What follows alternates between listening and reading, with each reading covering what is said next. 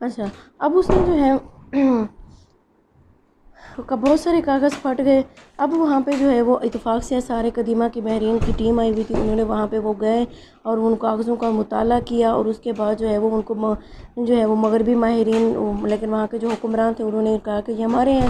انہوں نے جو ہے وہ اس کے جو ہے وہ لے لیا. اور اس کے بعد یہ واقعہ جو ہے وہ کہتے ہیں کہ انہوں نے جو ہے وہ اس کی جب اس کو پڑھا، اس کی سرچ کی، تو پتہ چلا کہ یہ حضرت عیسیٰ علیہ السلام کے 150 سال بعد کا واقعہ.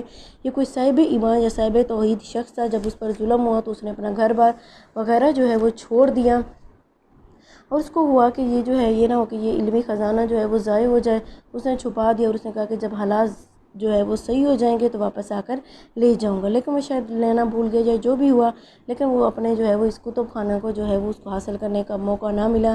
یہ تقریباً یعنی وہ جو کتب خانہ جو گھڑے میں سارے پیجز تھے، ایک طرح سے کتب خانہ بن کے اس کو 1800 سال وہاں غاروں میں محفوظ رکھا، اور وہاں تقریباً 150 عیسوی سے یہ وہاں کتابیں رکھی ہوئی تھیں. اچھا، اب یہ کوئی 2500 سال پہلے کے یہ جو ذخائر تھے یہ قدیم عبرانی اور سریانی زبان میں تھے. اب وہاں سے ایک ایک چیزیں مختلف کر کے آہستہ آہستہ کر کے یہ جو لوگ شائع کر رہے ہیں. اب اس کے لیے جو ہے یونیسکو نے فنڈنگ وغیرہ بھی کی ہے. اب اس میں جو ہے جو ہمارے چیز یعنی کام کیے، وہاں پہ جو ہے جو اللہ تعالیٰ نے کہا کہ یہ حضرت عزیر کو اپنا اللہ تعالیٰ کا بیٹا مانتے ہیں، تو اب وہاں پہ یہی بات انہی کتابوں میں انہی پیجز پہ بھی لکھی ہوئی ہیں. اچھا، ان یہودیوں کی تردید میں وہ انہوں نے جو ہے اس عقیدے کی جو ہے وہ برائی بیان کی اس کتاب میں. اس شخص نے برائی بیان کی گئی ہے، اور اس نے مشرکینہ عقیدہ پر ان یہودیوں کو جو ہے وہ اس عیسائی بندے نے شرم دلائی ہے، اور پھر یہ وضاحت بھی لکھی ہے کہ اللہ کی ذات تو ایک ہے، اس کا کوئی بیٹا ہی نہیں ہے، اور عزیر تو اللہ کے نیک بندے اور انسان تھے، وہ اللہ تعالیٰ کے بیٹے بھلا کیسے ہو سکتے ہیں. گویا یعنی اسلام سے بہت پہلے کا یہودیوں کو اپنے ہاتھ کا لکھا ہوا، عیسائیوں کا محفوظ کیا ہوا، اور اہل مغرب کا چھپایا ہوا ایک ایسا مسودہ مل گیا ہے، جس سے یہ ثابت ہو گیا کہ یہودیوں میں ایسا فرقہ موجود تھا جو حضرت عزیر کو اللہ تعالیٰ کا بیٹا مانتا تھا. اس کی دوسری مثال ہم پڑھتے ہیں. قرآن مجید میں ایک جگہ پہ آیا کہ فرعون کے وزیر کا ایک حامان بھی تھا، فرعون کے وزیروں میں. لیکن یہودیوں کے کسی لٹریچر میں یہ بات نہیں ہے کہ حامان بھی تھا یا کوئی وزیر تھا، اور نہ ہی مصر کا کوئی پرانا جو ادب ہے وہ کہتا ہے. مغربی مفکرین کہتے ہیں کہ نعوذ باللہ یہ بات اللہ تعالیٰ نے غلط کہی ہے.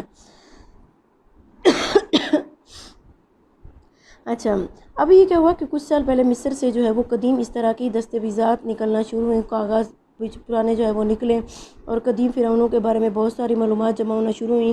تو ایک یہ دریافت ہوئی وہاں سے اہرام مصر سے، جس پہ کچھ تفصیل لکھی ہوئی ہے کہ یہ کون شخص ہے اور کس زمانے کا شخص ہے. اس میں لکھا ہوا ہے کہ اس کا نام حامان ہے، اور یہ اس دور کا بہت بڑا بااثر انسان تھا. اور مصر کا فرعون، اور جس زمانے میں فرعون یہ اس کا یعنی زمانے کا ہے جس میں فرعون مصر کا حکمران تھا.